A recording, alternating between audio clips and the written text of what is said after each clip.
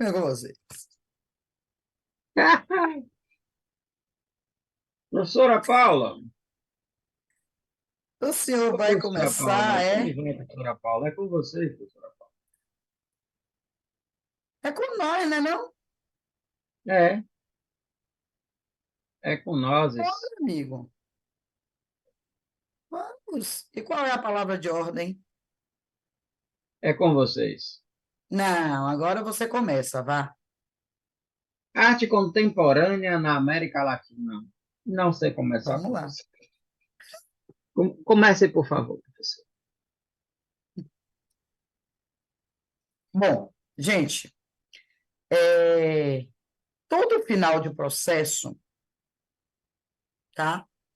Como é o nosso, a gente está fechando um processo aqui, capítulo 20. A gente faz questão de botar ali, capítulo 20. É o último. É processual. O final do processo é processual, né? O que eu quero dizer com isso, parecendo que eu estou sendo pleonástica? É que quando a gente fala de história, seja de arte, seja história da filosofia, seja história da sociologia, seja.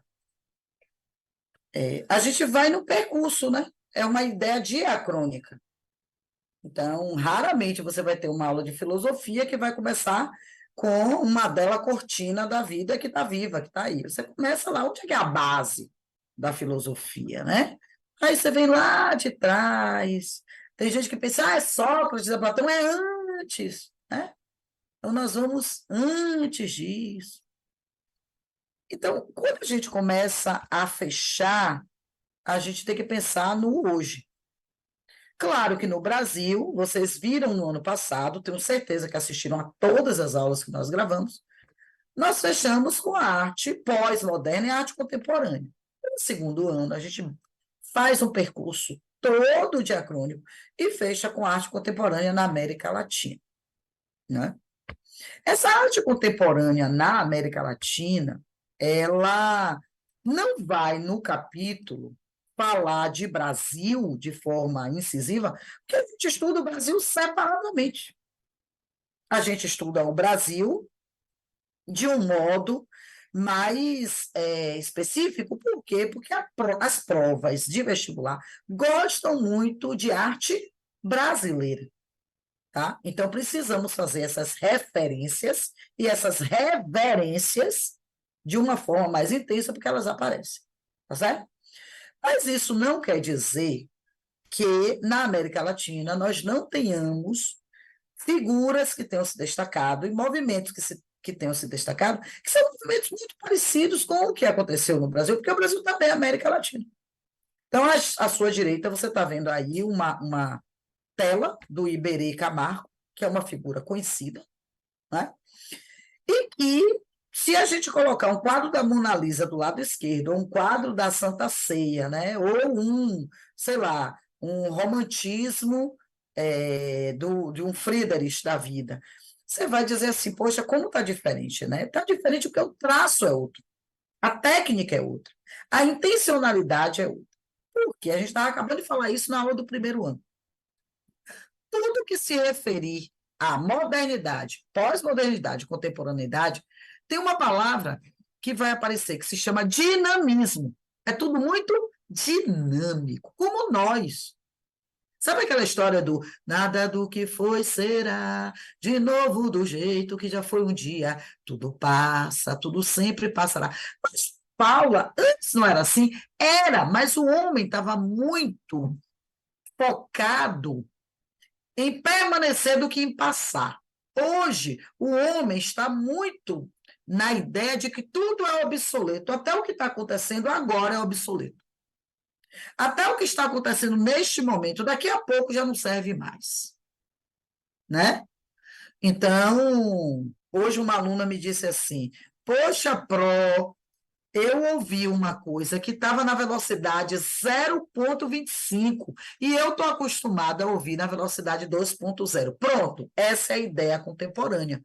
Tudo muda o tempo todo, mas de uma maneira muito mais dinâmica. A arte não vai reproduzir algo que seja diferente dessa perspectiva, só que às vezes essa perspectiva vem de uma forma crítica.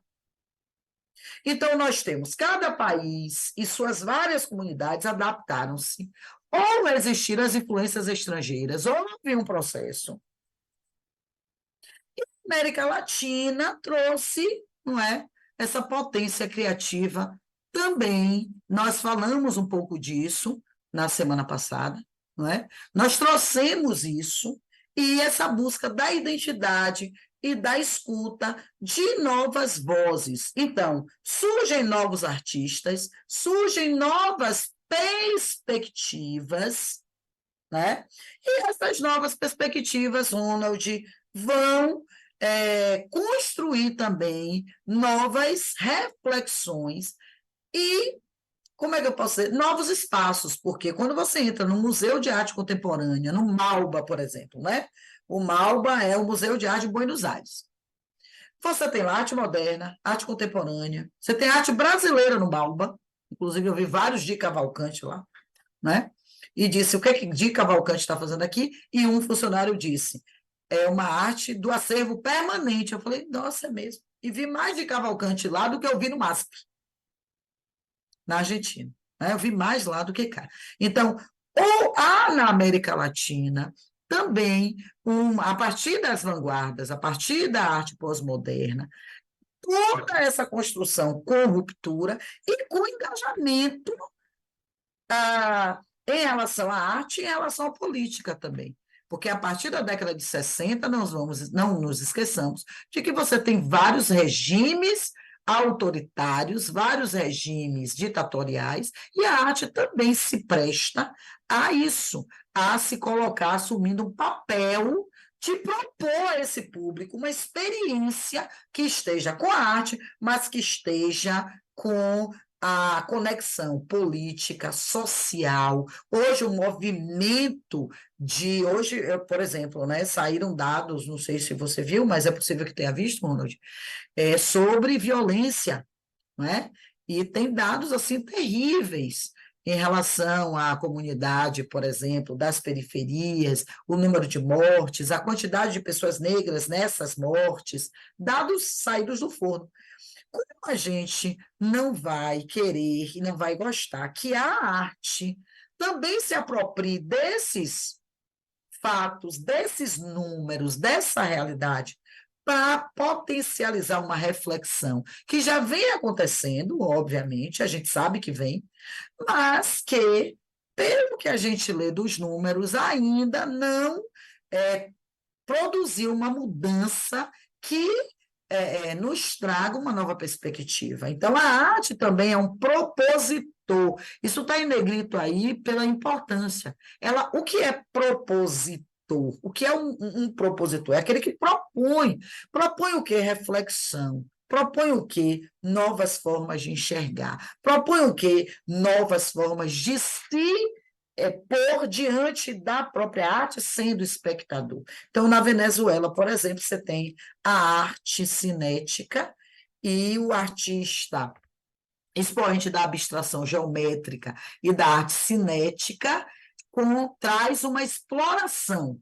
Esse artista se propõe a explorar uma linha que é geométrica, é tridimensional, o espaço, a relação ótica muda tudo, porque há uma conexão. Você vê que no Brasil isso aconteceu muito no movimento abstracionista, mas concretista também. A sensação de movimento, até nossos poemas entraram numa questão geométrica, os nossos poemas tinham forma, a poesia foi geometrizada. Né? E aí vem a reação a esse abstracionismo concreto de linhas retas racionais, que é o informal no México, que já é um abstracionismo que a gente estudou lá na Europa, nos Estados Unidos também. A gente viu um pouco do Kandinsky, a gente viu o abstracionismo geométrico também, não é? Então, assim, agora a América Latina retoma um pouco disso, misturando. É talvez essa mistura, Ronald, que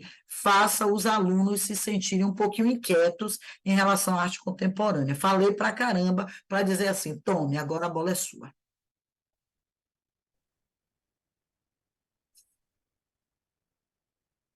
Tá me ouvindo bem? Estou, sim, estou ouvindo bem.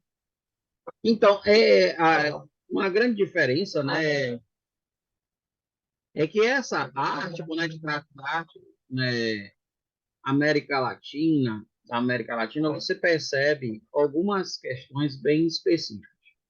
É, eu fiquei muito, assim, chamou muita atenção ao perceber uma questão estética em outros países da América Latina, diferente, assim, do Brasil. E, assim, algumas coisas muito... A Argentina é muito diferente do Uruguai, Paraguai, etc., né? O Chile e a Argentina têm essa característica muito de uma questão europeia, mas tem também aquela arte que vem dos povos originários de lá. Aqui a gente tem muito uma mistura, mas quando se trata da arte contemporânea, a gente tem uma questão de indústria cultural, não é que eles não tenham, mas muito forte, que vem a partir da questão da ditadura militar. Né? A gente tem um estilo da forma de vida americana que vai ser muito forte, principalmente na arquitetura e várias dimensões até da questão da roupa. Então, quando você pega, por exemplo, a influência, por exemplo, da arte espanhola, né, contemporânea, e você pega, por exemplo, o filme do Almodóvar, você diz assim, nossa, que tantas cores, que tanta coisa viva que a gente não tem muito assim. Agora que está começando a ter. Mas, assim, no design interior, na parte da arquitetura, você não via tantas cores vivas nas casas. Hoje você já vê casas com paredes azuis, vermelhas, etc. Não era comum, né? Eu e Paulo, que somos praticamente da mesma geração, a gente não via isso quando era criança. Né? E hoje a gente tem isso que é uma influência muito forte desse estilo de arte que é comum na América, né? Então, toda essa questão da cidade, né, de uma construção, de uma arquitetura urbana, que também vai, né, diferenciar. Eu lembro bem essa questão quando você fala da Argentina, né? A gente às vezes tem uma briga um pouco com os argentinos e tal, porque o argentino se acha, claro que não é toda a Argentina, mas você chega em Buenos Aires, Paula falou isso, né? Você tem exposições de brasileiros que aqui a gente quase não vê, como, né, o de Cavalcante, etc. Então, eles têm muito essa questão europeia das exposições, das galerias, da arte na rua, né, e que a gente, não é que a gente não tenha, mas não tem com essa mesma defesa e com a mesma apreciação estética. Aqui a gente vê pessoas Sim. tocando na rua e é como se não estivesse vendo. E tem outra coisa que me chama muita atenção. Eu gostava muito de ir no MAN para escutar os shows lá de jazz, né? Os concertos que tinha dia de sábado. Depois de algum tempo eu parei de ir. Por quê? Porque as pessoas ficam conversando o tempo inteiro e você termina não escutando a música. Então, poxa, você vai assistir um show com a qualidade incrível musical e que você não consegue escutar a música. Então, assim, tem características diferentes, né? E aí, quando a gente fala disso, a gente percebe muito em São Paulo, porque São Paulo é um mundo, né? Uma capital em que você percebe públicos diferentes em coisas diferentes. E você jamais perceberia num show de jazz uma galera ali conversando, porque quem vai para jazz lá é um público que aprecia jazz, não é só pelo espaço, não é só por uma moda. Pô, mas você está fazendo essa crítica muito em cima de Salvador? Sim, porque é o que a gente vê às vezes aqui. Pessoas que não estão ali por causa da música, estão ali porque tem um evento ali, eu quero encontrar pessoas e vão para ali. E o espaço é aberto, né? Tem um visual maravilhoso, que é ali a praia, etc. Então, assim, mas, por exemplo, uma outra influência latino-americana que é muito forte, que pouco a gente vê aqui, que é a contribuição dos povos originários. É raro você ver numa exposição de arte aqui, numa galeria, seja Salvador, Recife, São Paulo, Rio de Janeiro, você vê uma exposição de arte contemporânea que tem a influência da arte, né, indígena brasileira. É muito difícil. Sim, Quanto nesses outros povos, a gente vê com muita mais frequência. muita. Aqui, assim, você sabe que eu fiz o mestrado na Argentina, né? Então, eu fiquei algum tempo lá. E tem três coisas que eu acho que a Argentina é bem diferente do Brasil. Primeiro, o argentino fala muito pouco do Brasil, o brasileiro fala muito mais do argentino. O Sim, argentino fala do brasileiro quando a questão é futebol e aquela discussão de quem é o melhor do mundo, Maradona ou Pelé. Ele fala sobre e isso. acaba ali. E acaba ali. Isso é um ponto. E o brasileiro é que é muito mais. Segunda coisa, educação na Argentina. Professor é muito valorizado e respeitado. Na Argentina, você não tem um cara que é médico e ele faz uma ponta na educação. Se ele é médico, ele migra para ser professor e ele deixa a medicina. E ele tem com isso, e eu estou dizendo porque eu lidei com essa questão na educação, né? Que eu fui para isso, para estudar. E eles se portam como professores, assim, falam com orgulho de que são professores, tá certo? Isso é a segunda coisa. Inclusive, exigem que nós nos comportemos como alunos e que respeitemos o ambiente acadêmico. Inclusive, você não vai assistir aula de bermuda, você não vai assistir aula de camiseta. Eles têm essa questão, tá? E o terceiro ponto, eles gostam de estudar e da cultura de forma geral.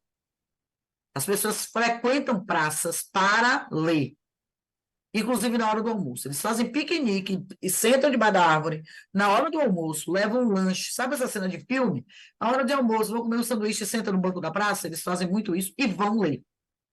Então, tem muitas praças no meio da cidade, em vários lugares, e que meio-dia, no final do dia, eles estão lá e eles gostam de discutir política, eles gostam de discutir literatura, tem muitos espaços literários, artísticos, e as pessoas frequentam. Eu digo que isso é diferente aqui, porque aqui, por exemplo, Salvador é uma cidade que tem muito museu, Salvador é uma cidade que tem mesmo, mas as pessoas sequer conhecem.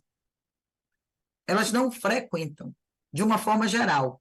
E um convite para museu é um convite de, parece, pessoas idosas. Você chama alguém, vamos, museu.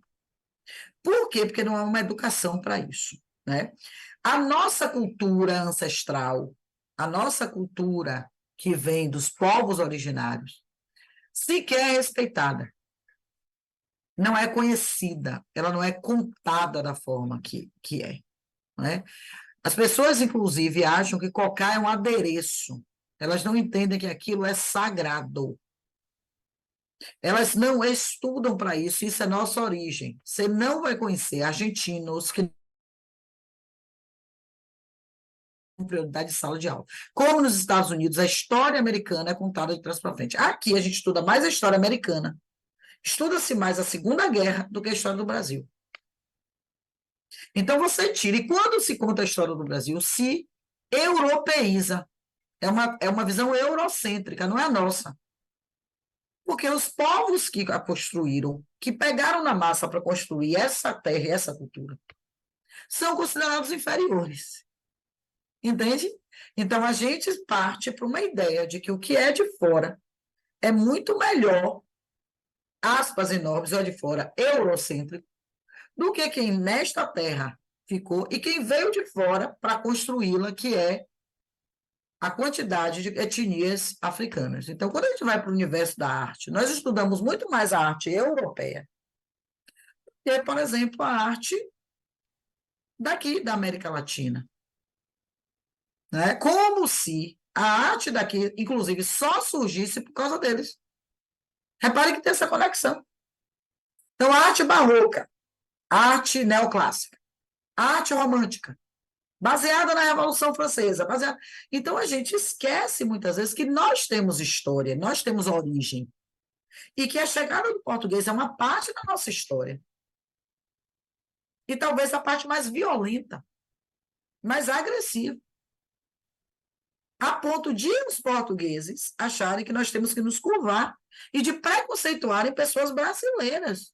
que até hoje muitos portugueses veem os brasileiros como inferiores, porque sem os europeus, os brasileiros, europeus, abre parênteses, portugueses, os brasileiros não existiriam. Como assim? Então, é a subversão da verdade dos fatos, né? Ou pelo menos eles pegam um tema e eles, tangenciam. É uma análise tangenciada da realidade. E que muito brasileiro acolhe a cauta e aplaude, né? Porque se você tivesse um nível de violência que se tem com a comunidade das periferias relacionada a descendentes europeus, as medidas governamentais seriam outras, eu não tenho dúvida. Entende? Se nós tivéssemos 84, 90% da violência relacionada a homicídios atingindo europeus e descendentes, o poder público teria uma outra atitude. Então, é uma história que se reconta o tempo todo. E eu acho que aí a arte entra assim, Ronald, muitas vezes a arte é quem pega isso e diz assim, não é assim. Vamos revisitar, vamos rever. Essa arte contemporânea vem muito nesse sentido também, no sentido de recontar, revisitar, reestruturar, reanalisar, recompor. É a sílaba do ré. E reconhecer. Porque para você reconhecer, você precisa conhecer. Então, não há reconhecimento se não houver conhecimento. Eu acho que tem esse papel da arte também, do processo de reconhecimento. Pode chegar, vá chegando, vá. Não é isso quando, por exemplo, você pega uma música lá do Baiana System, né, a sul-americana, que fala das veias Américas, as veias abertas da América Latina, né, pegando ali carona no Galeano, quando ele fala disso na sua obra. Você tem uma arte que também é uma arte que ela é tão de movimento que ela também é uma arte de denúncia. E a gente está vendo muito isso no Brasil, a gente vê também no Chile, Argentina, essa arte em que as pessoas denunciam a violência, o preconceito, né, o racismo, a atuação, né, dos órgãos ou a falta de atuação deles. Então, tudo isso fica muito forte e muito ativista na arte, né? Então, quando você pega, por exemplo, a arte que traz ainda essa questão da construção do belo, e uma discussão que eu acho muito interessante, que é lá do Humberto Eco, né? O sentido do que é o belo, o que é o feio, né? E a gente traz muito isso. Eu estava esses dias, um ex-aluno, né? Me mandou uma mensagem dizendo: professor, lembra quando uma vez eu perguntei se existia, que eu estava falando da beleza em si, platônica, e ele perguntou se existia a feiura em si, né? E aí ele me mandou uma mensagem dizendo assim: eu fiz uma provocação porque achava que o senhor não ia ter o que dizer, que o senhor estava empolgado falando da beleza em si, e aí eu falei sobre a feiura em si.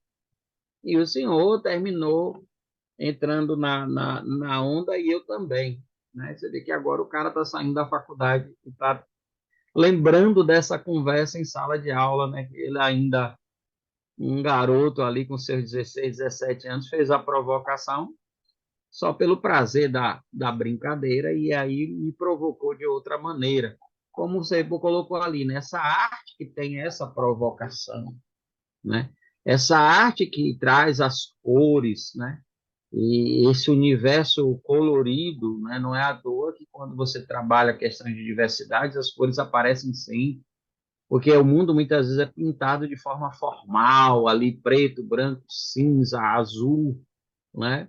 Então você traz aí um diálogo ou uma tentativa de provocação, de trazer o indivíduo para a realidade, para que ele não fique numa apreciação estética fantasiosa dentro de uma ideia do belo em si, e não perceba esse feio em si, ou seja, esse monstro que existe, e que deve ser apresentado também até para que, ganhando essa notoriedade, também consiga ter acesso às políticas públicas, né? E eu acho que a gente também, sabe, Ronald, se habituou, né? Aquela história de assim mesmo, sim, Com tudo.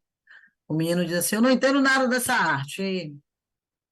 Lá vem essa coisa de filosofia e sociologia. Então, a gente está deixando de ter pessoas que aceitam o desafio. Porque tudo é desafiador para quem ainda não desenvolveu habilidade. Mas a partir do momento em que você aceita o desafio, você constrói estratégias.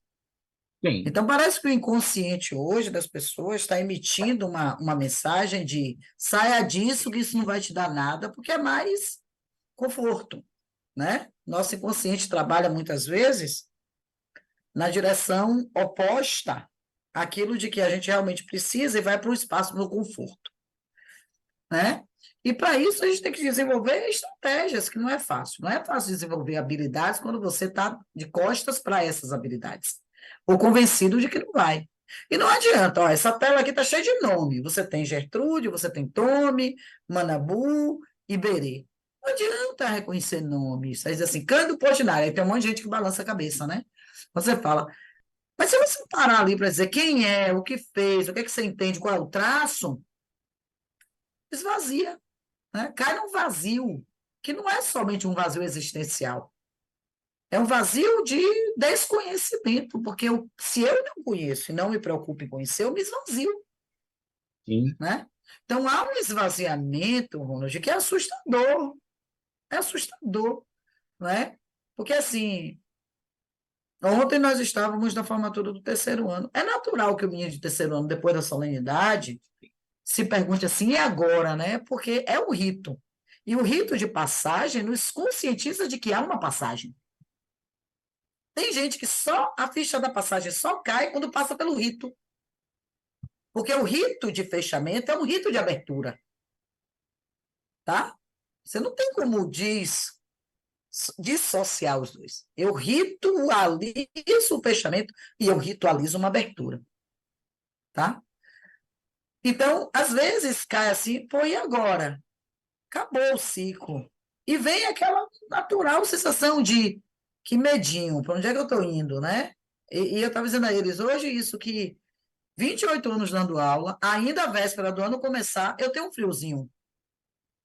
sim, Esse friozinho se chama medo, esse friozinho não tem segurança, esse friozinho é de, poxa, eu estava tão confortável, já conhecia todo mundo em todas as salas, inclusive aqueles com quem a gente não se dá tão bem, porque é normal você gostar mais ou menos, eles de nós de determinadas turmas, mas a gente está ali com o nosso papel. Mas quando todos vão embora e outros vêm, surge aquele negócio, ai meu Deus, como será que vai ser? Ora, se depois de 28 anos de experiência eu ainda vivo, como é que o de 18 não vai viver? Mas é preciso desafiar. Eu não posso, com isso, me paralisar. Então, diante do novo que a arte traz, o que eu tenho feito? Eu conheço o de antes para mergulhar no que é novo? Eu tenho a base do que é tradicional para entrar no que é contemporâneo?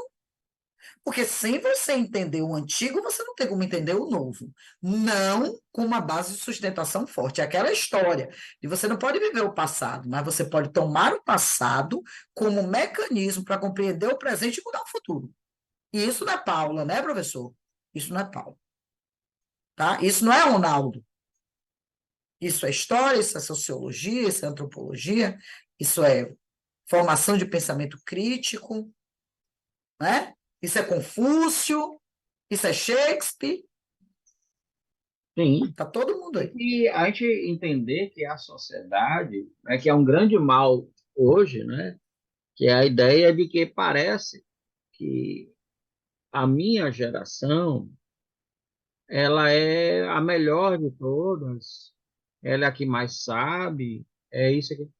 Mas não é e não será. Por quê? Porque a gente, né, pegar uma fala aqui da filosofia no sentido mais conservador do pensamento. Nós construímos o conhecimento em ombros de gigantes. Então, assim, quando você vai estudar, você vai ter que ler, estudar pessoas que construíram arcabouços teóricos, né? E que a gente, para discordar disso, tem que pelo menos estudar bastante até chegar numa exaustão, né? Para, a partir daí, você dizer, entendi. Depois desse entender, você pensar assim, concorda ou não?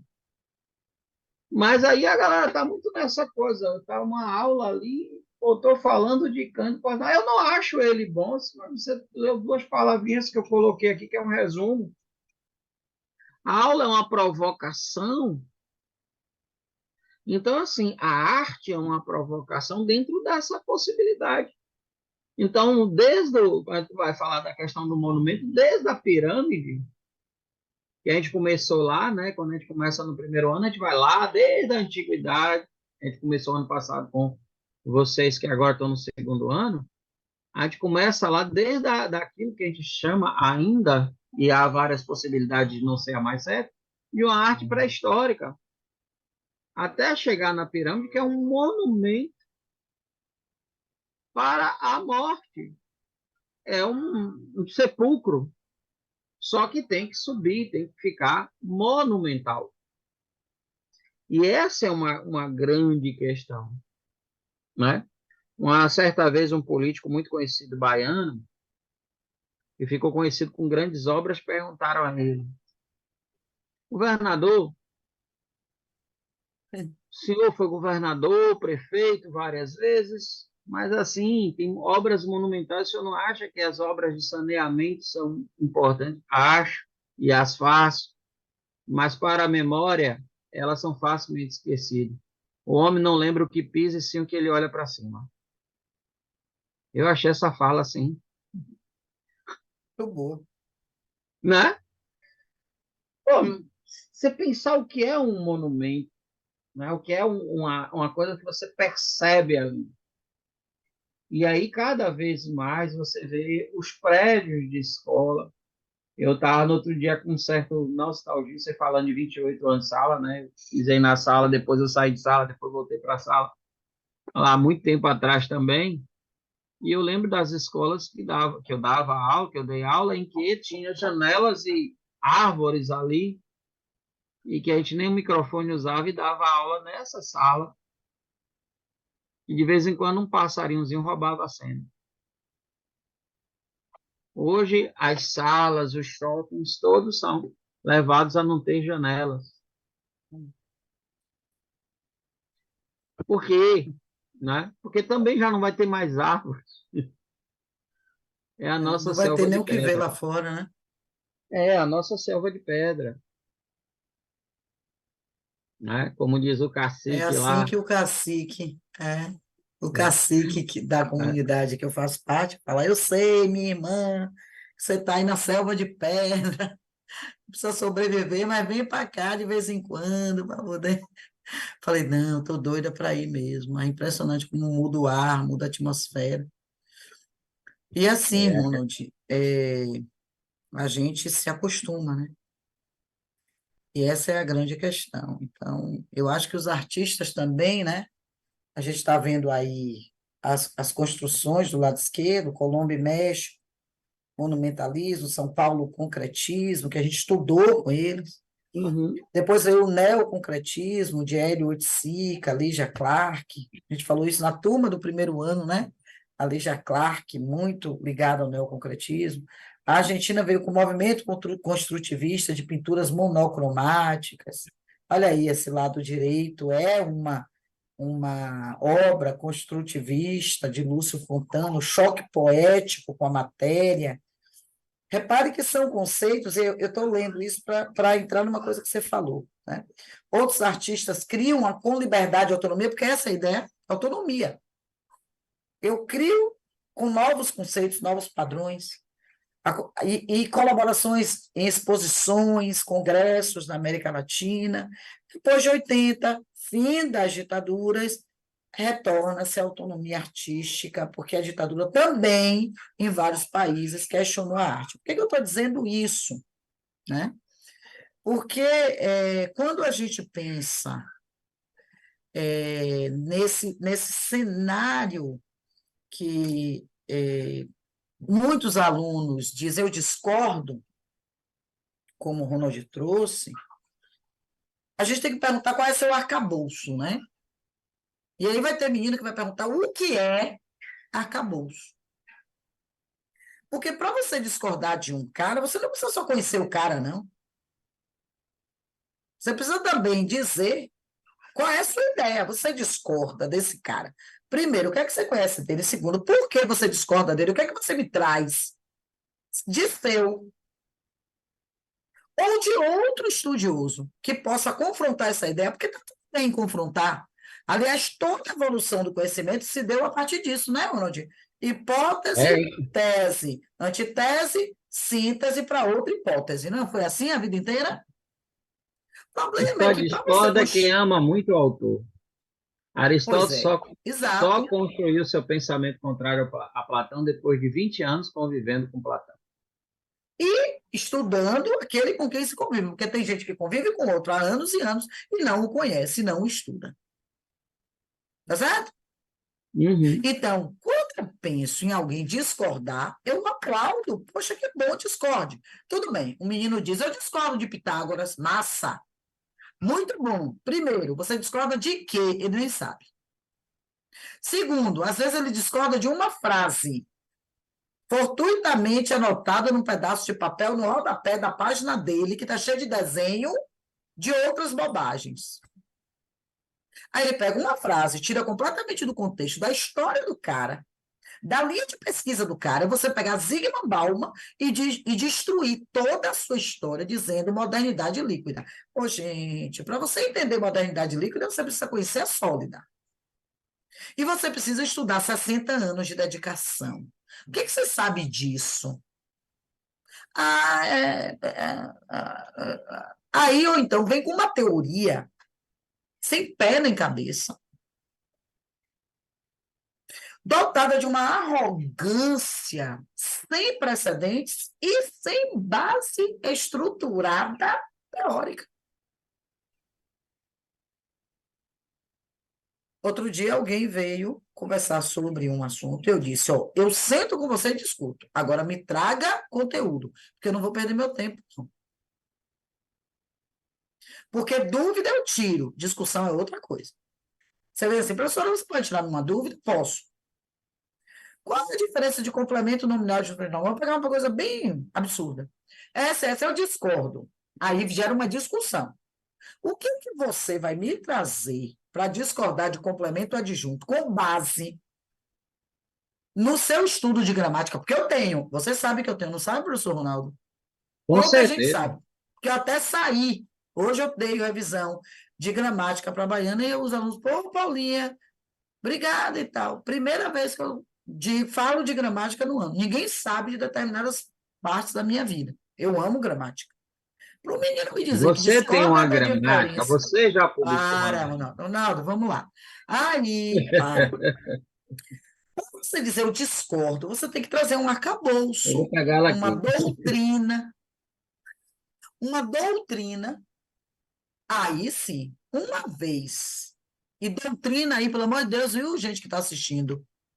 Doutrina aí é teoria, porque inclusive mudaram as referências a determinadas palavras diante dos absurdos dos últimos anos, pelo amor de Deus. Douto, E- douto. Então eu chamo para dizer assim, tirar dúvida eu tento, discutir, eu só discuto se você tiver arcabouço. E se você me trouxer um autor do seu arcabouço que eu não conheço, eu vou te pedir um tempo para eu conhecer, para voltar para discutir com você. Porque é assim que é. Agora, pelo amor de Deus, meu filho, a gente brincar de conhecer, aí eu não topo, não. Porque que a gente desconhece é fato, mas a gente só desconhece e tem consciência porque em algum momento a gente acessou o conhecimento. Agora me vem. Eu digo para o meu filho aqui, eu digo, Vinícius, quantos anos você tem? 19, eu tenho 51. Meu filho, bote uma coisa na sua cabeça, eu já andei mais do que você, então eu tenho um pouco mais de conhecimento do que você, então me escute. Só me escute. Você sabe que. Você acha que eu sei alguma coisa? Ele disse, você sabe um bocado. Você acha que eu sei um bocado? Pois eu vou lhe dizer, eu não sei nada. Se eu não sei nada, o que é que você sabe? Aí ele diz, menos do que nada. Disse, isso te abre Ó, os ouvidos. Escute. E dizer isso aqui. Escute o professor, escute o Ronaldo, o que ele tem para dizer. Quando numa aula de filosofia, estude seu professor de física, escute seu professor de matemática, porque o que ele está lhe dizendo ali é produto de conhecimento, não discorde, não, reflita agora, depois de refletir, pesquisar, você discordar, aí você vai. Professor, eu andei lendo isso, com profundidade, não pegue vida de 2 minutos na internet, nem de 30 segundos, não. Agora mesmo, eu estou dando as provas, as aulas da FUVEST. Eu vi uma análise de um livro para um professor que tem 2 minutos e 30, uma análise de uma obra literária. Eu olhei aquilo e disse, o que significa isso? Com milhares de visualizações, que é tudo que o aluno quer. Um livro de 139 páginas em 2 minutos e pouco. Eu vi, eu assisti, e disse, não, eu preciso aprender esse método. Ao fim daquela exposição, eu disse, não, eu não preciso aprender esse método, porque simplesmente não há Não método. existe. Mas eu estava, porque eu peguei uma fala, né? O menino veio, eu discordo, e você, eu acho que é a pessoa que mais ouve, eu discordo, né, Ronald? O problema é que eu fico assim, tá bom.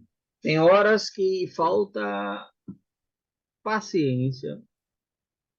É. Ai, que preguiça. Vamos lá, Tá que características. preguiça você discordar de uma pessoa, de um filósofo. Aí eu só digo assim, ó, você pode até querer discordar, mas fulano está nas paradas de sucesso há 300, 400 anos, 2.400 anos.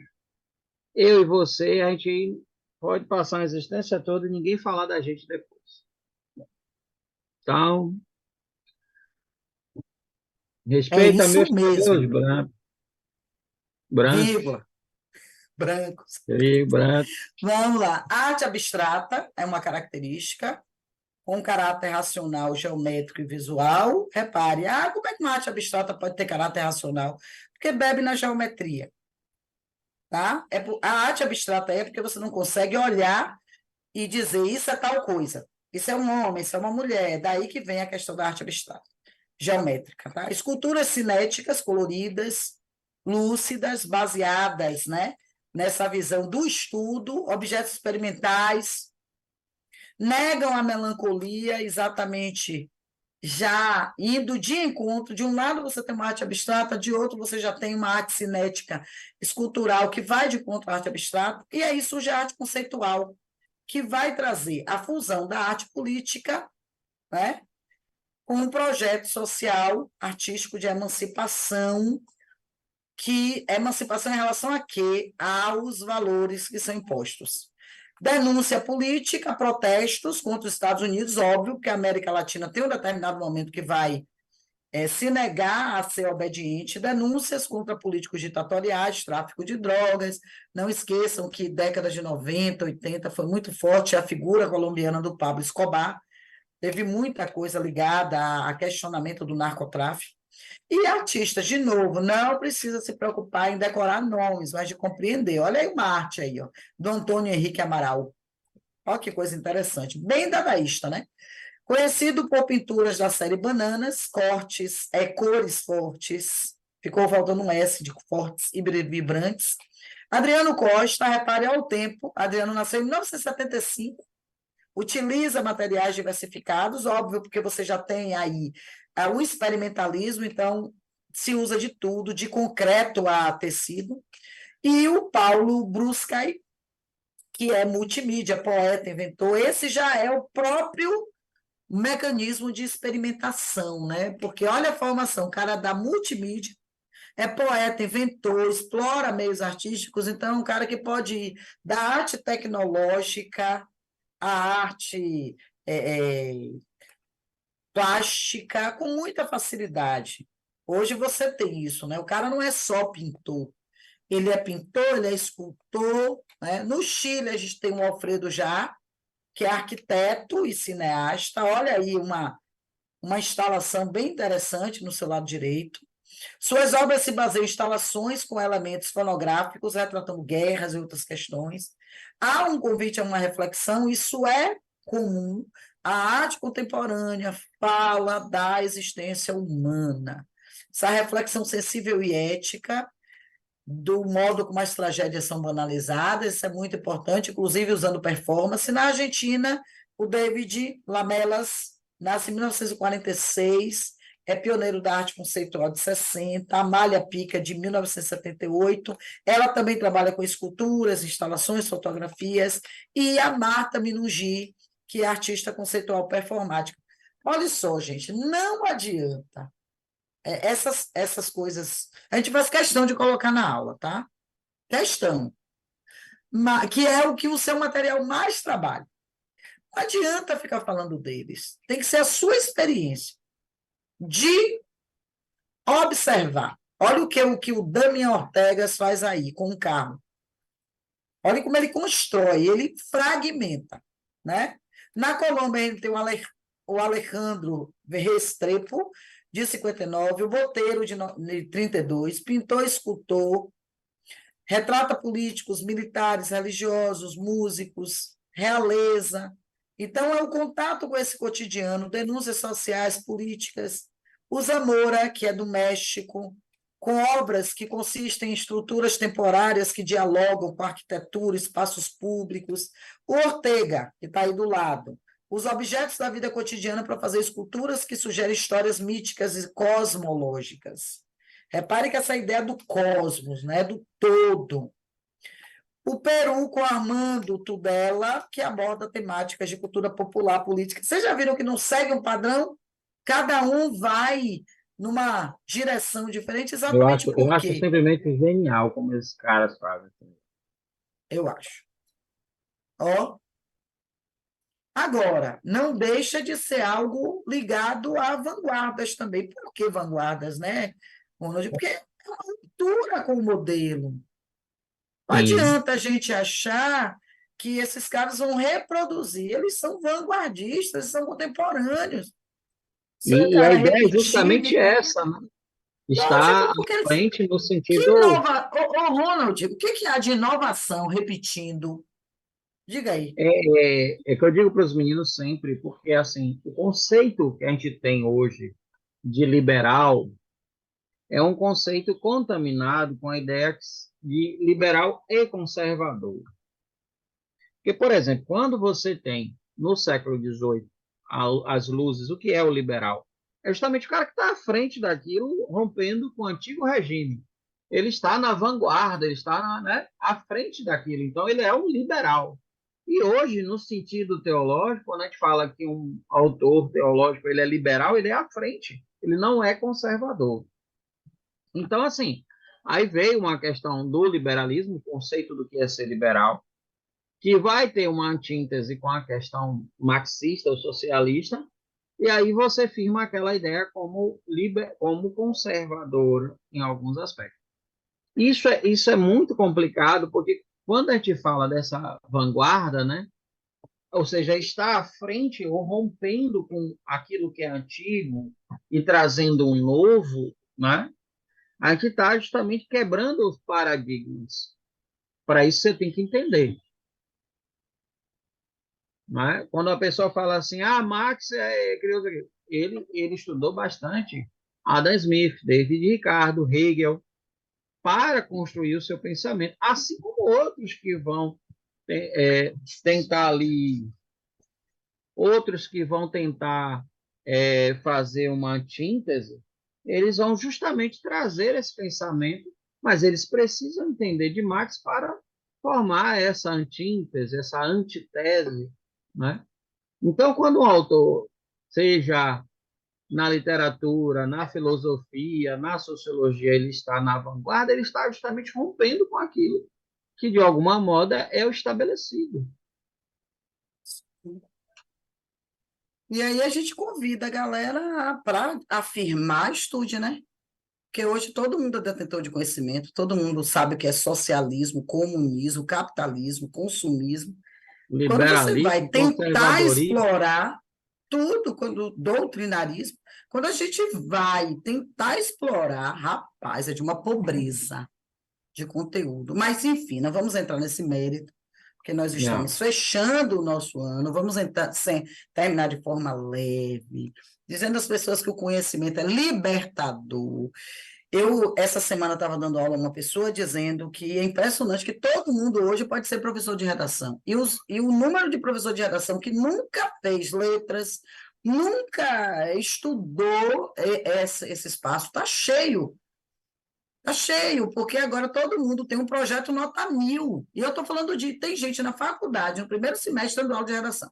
E aí eu cheguei a uma conclusão de que hoje a ideia que se tem é que todo mundo pode ser professor de redação, de sociologia e entende de política. Filosofia, Ave Maria. Na Bom, mas internet, não o que vamos mais tem entrar. aqui é professor de filosofia. A Não, o pior, melhor na internet o que mais tem filosofia. são filósofos. Ai, meu Deus. Ó, então, nós estamos fechando nossos 20 capítulos. Eu queria publicamente agradecer a figura desse amigo, e ele A sabe que eu pouco recíproca chamo verdadeira, pessoas de professora amigo, Paula.